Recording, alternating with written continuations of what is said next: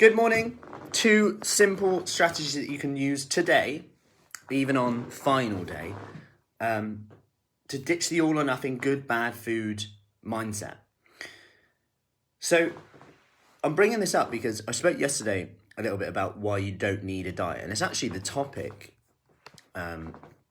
for this month's newsletter, which has a little cheeky new design going on.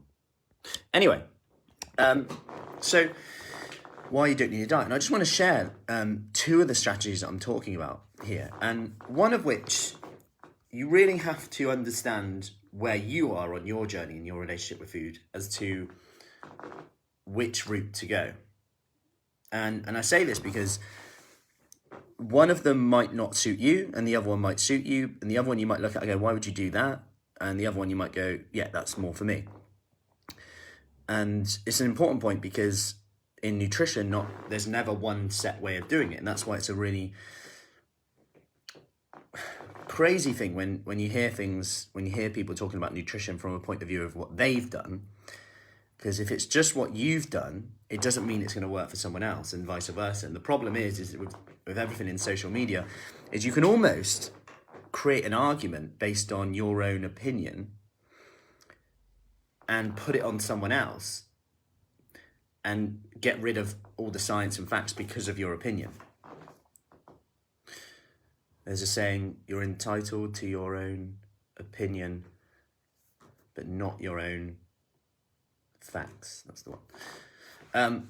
So I want to go through these 2 strategies. So strategy 1 is more around this intuitive eating and permission to eat the foods that you like. And it's something that we've spoke about for years and practiced for a long time, not giving up your favorite foods and things like that. Hey, Sandra, give me a hello if you're coming in. Drop a replay in the comments if you're in on replay. So what does it look like if you give yourself permission to eat the foods you like? And this is a really difficult one to get your head around because for years and years and years, we've been told to avoid certain foods and not have this, not have that. And that can work. We know that can work. You've probably lost weight doing that before.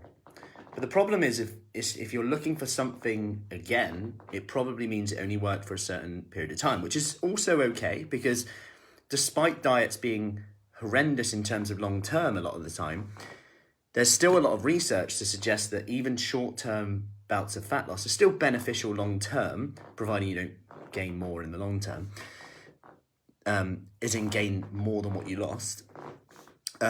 So even if you're going a bit like this, but you're trending down over years, that's still a good thing. You're going to have ups and downs of it through life. That's just life, like anything you do in life. So going backwards, we've been told to restrict foods, not do this, before I go on a tangent. So what does this mean? Like intuitive eating is really misunderstood as well. And I do think it's taken out of context and it does need to have context to it. There's a lot out there as well. So this could be giving yourself permission to eat any of the foods that you like, any. So you might think, does that mean I can eat 5 Cornish pasties today? And it does mean you can, if you want to. You could eat 5 Cornish pasties.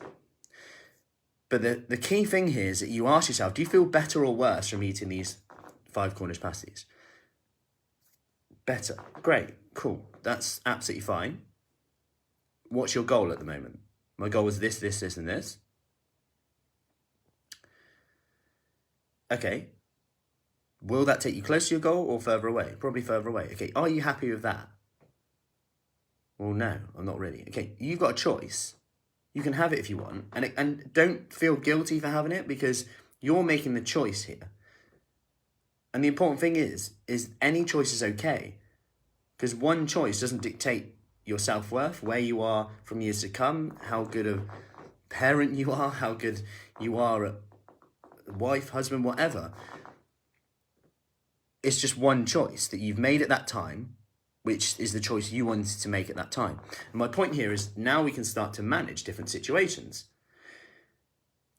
And this is quite an important part of the process for a lot of people who struggle with this part, because if you skip this part, sometimes it can come back round to bite you on the bum, because there's going to be a time where there's something going on where you either miss out on the psychosocial benefits of something. Oh, I hate this diet. I can't do this. I can't do that.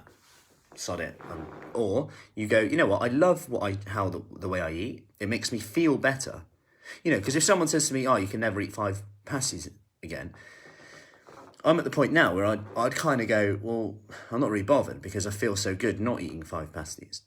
But the problem is if you tell me I can't have it ever, I'm now a little bit like, oh, I kind of not eat a pasty. But I know I can eat 5 pasties if I want. I probably won't feel great after. So to me, it's not really selling it to me.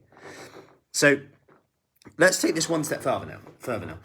I'm only briefly going over these, of course.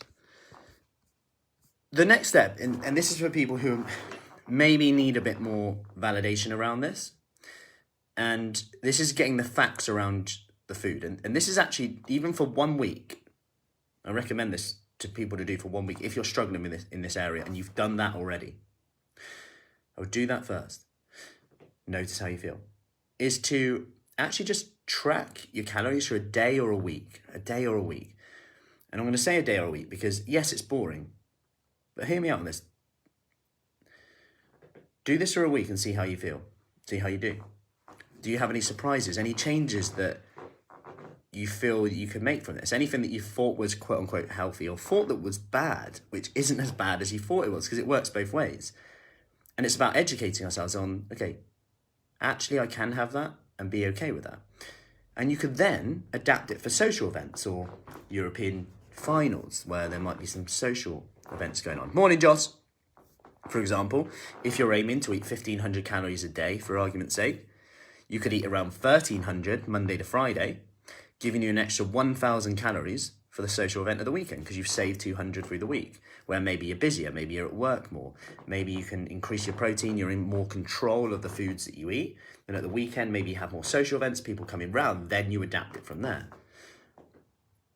And yeah, this isn't perfect, but by doing that, you actually have a strategy to offset that a little bit. And it's not binge eating or anything like that, it's just life. It's just life, and it allows you to balance things a bit better across the week, across the month. And yeah, you will have weeks where you'll be, I talk about this 70% nutrition, 70 on, 30, kind of a bit more flexible. You'll have weeks where you're like 50-50, even 40 on, 60 off. That's okay, because that's life. And if you didn't do them, if you never got the chance to do them again, you'd probably be annoyed, wouldn't want to do anything at all. But there's going to be times where you're going to be on it for longer. And as long as the trend is in the right direction, whether that's with your fitness level, whether that's with your strength, whether that's with your body shape, whether that's with your weight or not, or inches, whatever it is, as long as it's trending in the right direction, and it will go like this, 100%. And if it doesn't, I would say you're doing something that you probably aren't enjoying, which means you probably won't do it for that long anyway. Not always. I've had some people who just come in and they just completely changed what they want to do, which is a really powerful thing.